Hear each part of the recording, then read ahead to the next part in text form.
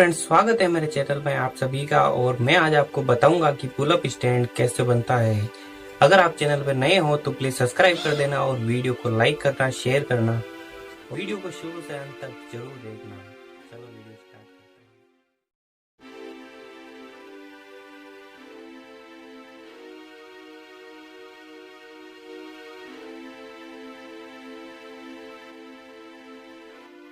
Friends यार, इसे कहते हैं पुल अप स्टैंड और ये दीवार पे आसानी से फिट हो जाता है। ये फास्टनर की मदद से पूरा फिट हो जाता है और इससे आप आराम से।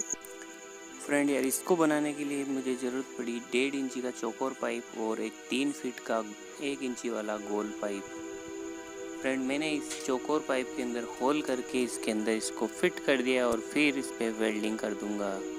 और आगे मैंने 1.25 इंची के पाइप का 2 टुकड़े लगा दिए जिससे कि पुल अप करने में आसानी होगी।